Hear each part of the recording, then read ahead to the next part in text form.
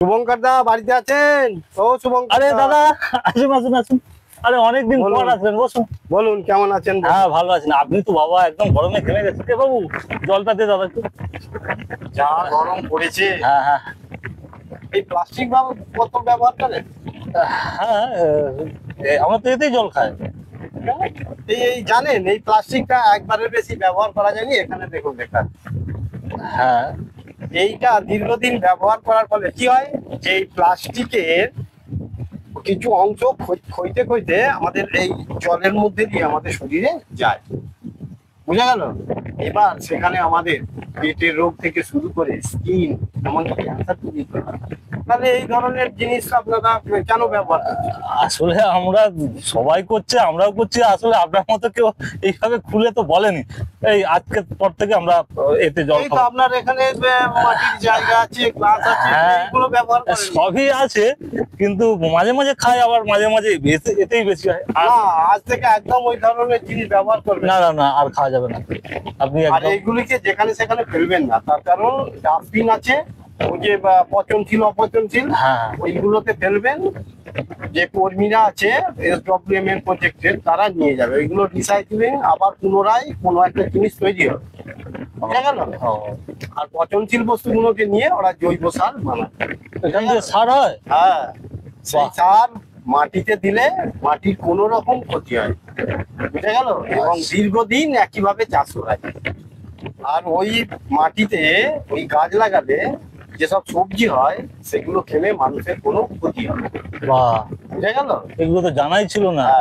এগুলো জানুন, নিজে যেমন এটা বুঝলেন, এটা আরো যারা আশপাশে আছে তাদেরকে বুঝাবে। অবশ্যই অবশ্যই। পয়সাও আপনার সেভ হবে, আপনার সার কিনতে হবে না, অতি অল্প মানে সময়েই এটা তৈরি হয়ে যাবে, বুঝা গেল? আচ্ছা আচ্ছা।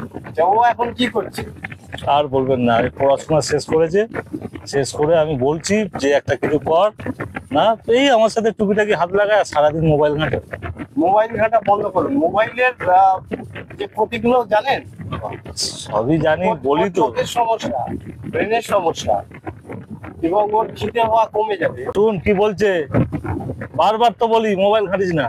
দেখ কি বলছে শোন। মাঠে ও তো খেলাধুলায় ভালো ছিল, মাঠে যায় তো এখন তো মোবাইল কিনে দেওয়ার পর থেকে যাই না মাঠে। মোবাইল বন্ধ করুন, মাঠে পাঠান। শরীর ঠিক রাখতে গেলে একটু খেলাধুলা করতে হবে, নাহলে তো আমাদের যে নতুন প্রজন্ম অন্ধকার। এই ব্যাপারে একটু ওর দিকে বুঝি বলুন। হ্যাঁ বলি তো, সবই বলি। আসলে চাষিবাসী মানুষ, বুঝতেই পাচ্ছেন। সারাদিন তো মাঠে বাগানে মাঠে কেটে যায়, যতটুকু পাই বলি, কিন্তু আর শোনে না। বুঝুন, এবং পাড়ার যেসব ছেলেরা আছে তারা যেন খেলাধুলা করে, ভালো থাকবে। আর আপনারাও এইসব সামান্য জিনিসগুলো একটু সতর্ক করবেন। এত বড় তার কারণ কি? তার কারণ আমরা অকারণে যেভাবে গাছপালা কেটে ফেলছি, তার ফলে কিন্তু পরিবেশ দূষণের মাত্রা হু করে বেড়ে যাচ্ছে। আজকে আমরা 6টা ঋতু আর দেখতে পাই না, শুধু আমরা গরম গরম। আপনারা গাছ লাগাচ্ছেন নতুন? হ্যাঁ হ্যাঁ লাগাই, কিন্তু সেইভাবে তো আর বটবৃক্ষ বা সেইগুলো তো লাগাই না। আমরা আমাদের চাষের জন্য যতটুকু দরকার ততটুকু লাগাই। তবে আপনি সত্যি, আপনি আমাদের চোখ খুলে দিলেন। মানে আপনি মাঝে সবসময় বলেন, কিন্তু মাঝে মাঝে আসবেন, কিন্তু তাহলে আমরা এই সব কিছু জানতেই পারবো না আপনি না থাকবেন। ঠিক আছে, আমাকে ফোন করবেন, কোনো সমস্যা হলে আমি আপনাদের কাছে আবার চলে আসবো। আমাদের সমাজ সঙ্গী বলে, হ্যাঁ হ্যাঁ সে তো জানি তো, আপনি ভিডিও ছাড়েন, আমি দেখি সেই ভিডিও। ভালো রাখাই হচ্ছে আমাদের উদ্দেশ্য। আপনার এই ধরনের সমস্যা নিয়ে আমার দিকে জানাতে পারেন, অবশ্যই আমরা চেষ্টা করব আপনার সেই সমস্যা থেকে সমাধান করার। বুঝতে পারছেন? সবাই ভালো থাকবেন, সুস্থ থাকবেন, আবার আসবেন কিন্তু আপনি। ঠিক আছে।